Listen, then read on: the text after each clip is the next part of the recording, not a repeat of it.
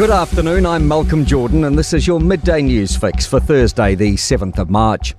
TVNZ has confirmed proposed structural changes could result in a net reduction of 68 roles across all business areas. It will begin consultation with employees tomorrow. Shannon Johnstone reports. Chief Executive Jodie O'Donnell says tough economic conditions and structural challenges in the media sector are impacting revenue performance, and difficult choices need to be made to ensure TVNZ remains sustainable.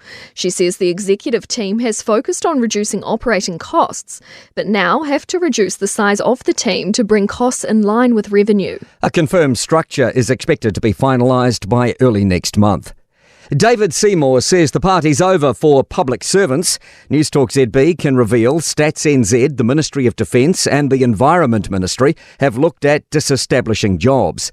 Meanwhile, MB's been under a voluntary redundancy scheme, and Kaianga Ora Communications reveal the agency's no longer in a growth phase. Regulation Minister David Seymour told Mike Hosking they have to find ways to get results without spending all the money. There's no question that there will be a reduction in the number of people.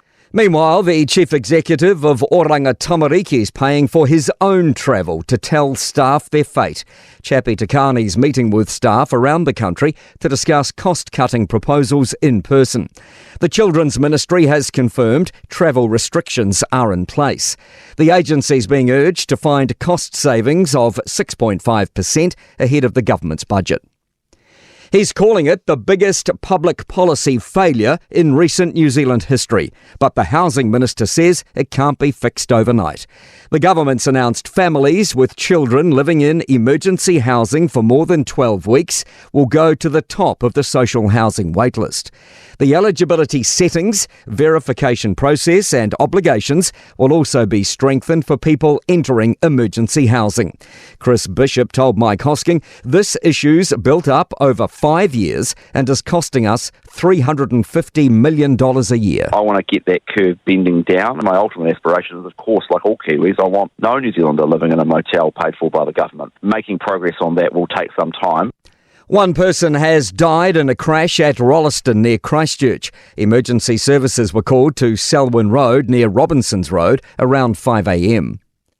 Belief there should be more pressure on Vladimir Putin after the sudden death of Russian opposition figure Alexei Navalny. American financier Bill Browder was Russia's biggest foreign investor before he got deported in 2005 for opposing Kremlin-backed companies. Browder, who was also Navalny's friend, says there's no doubt that Putin assassinated him, the country's most important opposition politician. This is like as consequential as the murder of Martin Luther King or John F. Kennedy. And for us to respond with just a tiny slap on the pinky, not even a slap on the wrist, is shameful. To sport, defending champs Manchester City and fellow football heavyweights Real Madrid have safely advanced to the quarterfinals of the European Champions League. The Phoenix's men's A-League football game on Saturday has been pushed back 90 minutes to 9 p.m. New Zealand time due to extreme heat forecast for Melbourne.